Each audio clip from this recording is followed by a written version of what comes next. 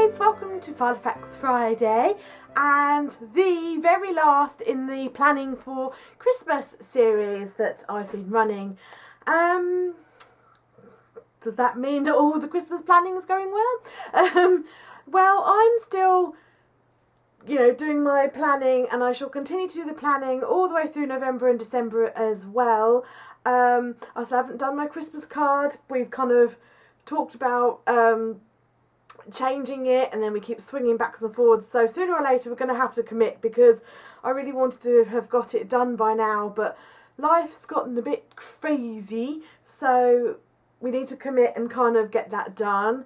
In terms of prepping for guests and things, we still don't know, and we won't know, I don't think, whether we'll have guests or we're going to guess until a lot nearer Christmas. So I think one of the things I wanted to say is, yes, plan as much as you can, but also try, that rhymed, plan can, it's just my sense of humour, but also try and stay flexible and don't get yourself all het up and stressed if your plans have got to change. These things happen, so just kind of work with that, and obviously try and encourage people to let you know if they can early enough. But yeah, as I say, just try and remain flexible, really, because plans do change. Now, today, before I recorded this video, I actually bought Mr. B's Christmas present. So it's a bit previous. I've kind of just gone ahead and done it before I planned for it, which isn't so much of a big problem. And that's what I want to talk to you today about, was gifts. I had just a light bulb moment early, and I was like, aha, that would be the perfect gift. So I just went ahead and bought it. So I have, woohoo. But what I do is kind of, I asked John for a list, which he actually keeps a list, as do I. We both have Amazon wish lists, and every time we see something we like, we add it to the wish list, and our friends and family also have the wish list, so we could just go in at any time and buy something off of there. But I also use like a paper-based wish list in my Filofax as well, just kind of for me. And then I can also give that to John, because sometimes there are things that you definitely want, and there are other things that would be quite nice to have. Does that make sense? And John is always really grateful for a Christmas list. My parents and John's parents always ask us for Christmas lists, because they would prefer to buy us something that we actually want off of our list, rather than, just go and randomly buy us something. I guess now we're older, it's harder to know what we're into. So that's kind of how they prefer to do it, and that's just tickety-boo with us. So yeah, I have a wish list that I just keep, and then just kind of pass that over to them. And I find it easier because there's things I see all year round that I'd like, but then sometimes when you come to actually sitting down and writing a list, you can't remember what you kind of wanted, which kind of then makes you think, did you actually want it? But you know what I mean. So I like to keep a list and keep it maintained and ongoing.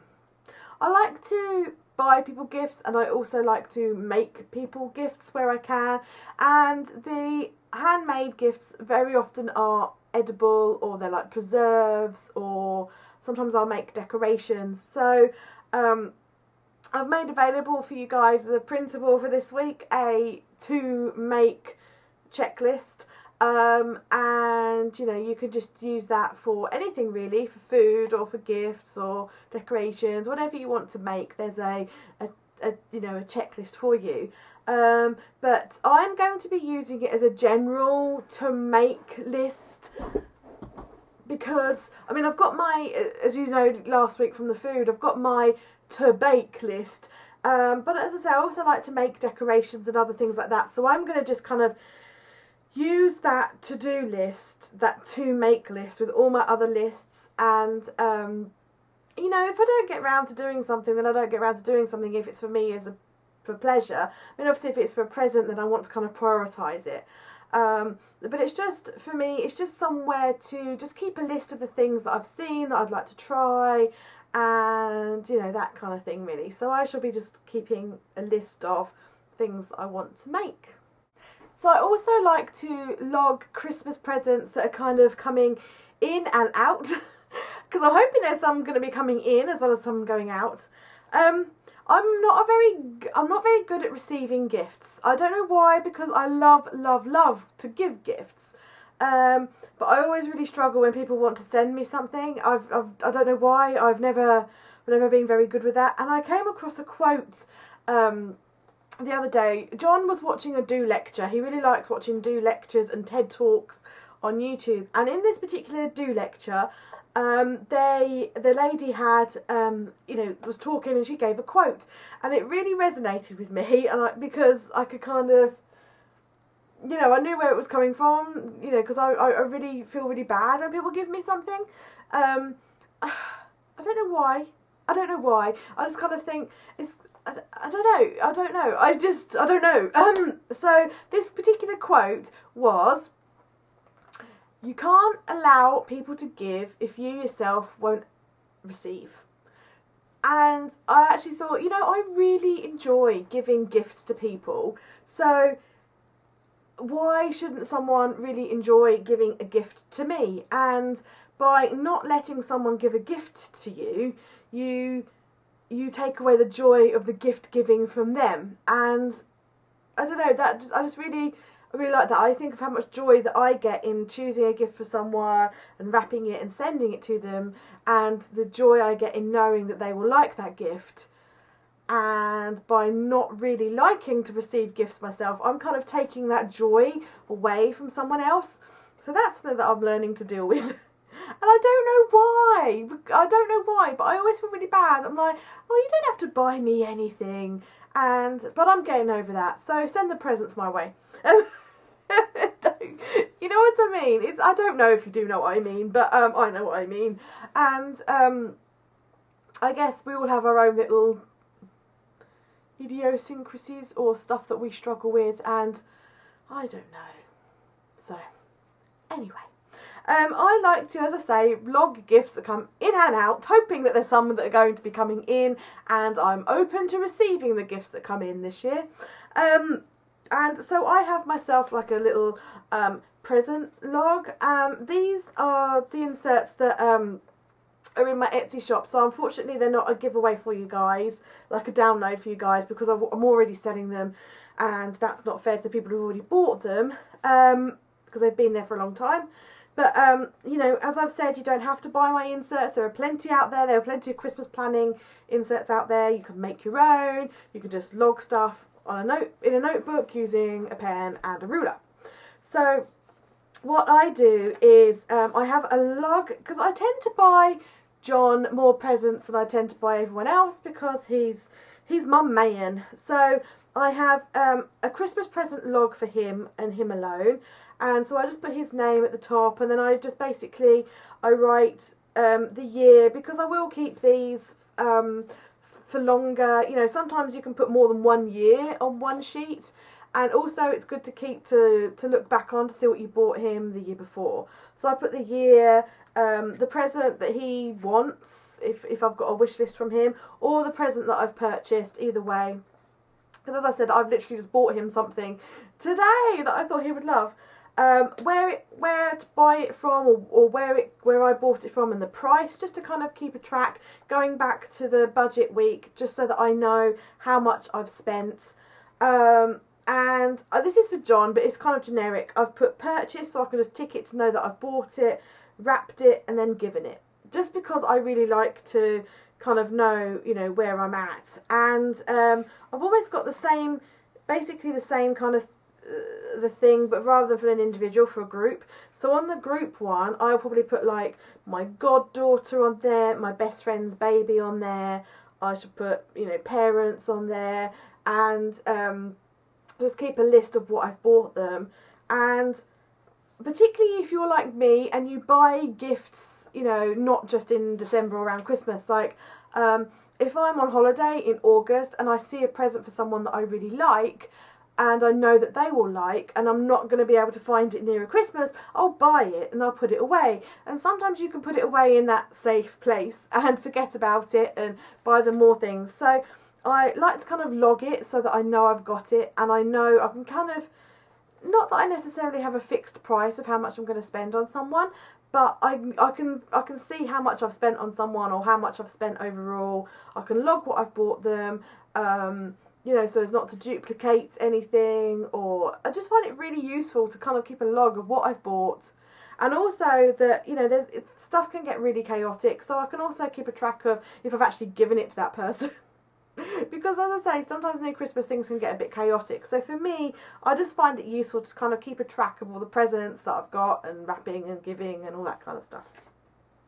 And then lastly, as I said, I'm hoping to be able to receive a present or 2 or 10 this year.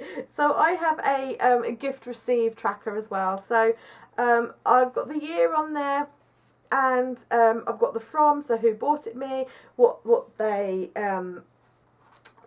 gave me, and whether I've got whether I've sent them a thank you. So, you know, just again, so that if someone has taken the time to send me something, I take the time to write back to them and thank them for their present. I just think that's polite to do so, and I just really enjoy writing back to people to say thank you. So I like to keep a log for that. But you guys, if you've got kids, you might find this really useful for your kids, so that you know, you can log what each of your child received for Christmas, and then you can tick off to make sure that the child's, you know, written back to that auntie to say thank you.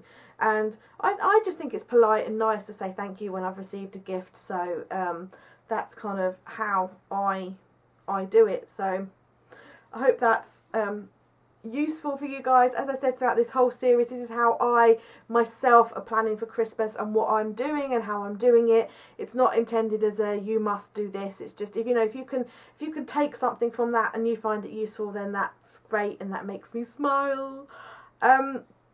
As I said, this week for download, there's the to make tick sheet.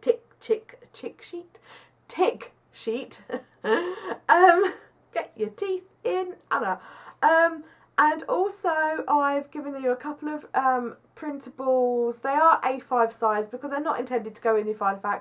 They are letters to Father Christmas. So if you'd like to print them off and use them as templates for yourself or for children, you know, you could use them for yourself as a tongue-in-cheek and give them to your partner.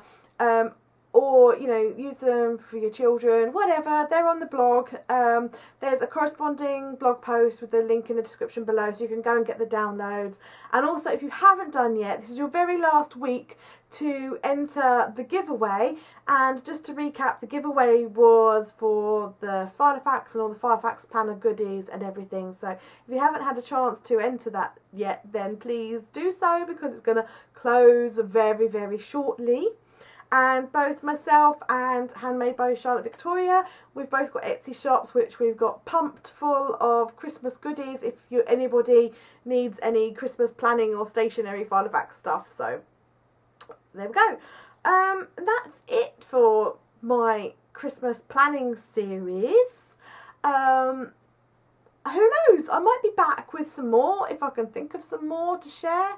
I know a few of you have asked to see a final flip through of my Christmas Filofax, which I'll happily share with you. It's an ongoing thing, I'm still working on it, so I'm likely to be sharing that with you guys nearer to Christmas, once I've kind of, you know, got a bit more in there. And as I say, things are still up in air with me, guys. People are moving here, there and everywhere, so I don't know what's happening this Christmas. But I will share that as soon as I can. So yeah, I hope you've enjoyed this little series, and as I say, it was only meant to kind of show you how I was doing it and that kind of stuff. So as always, thanks for watching, guys, and I'll see you in my next video, and don't forget to check out the blog. Ho ho ho!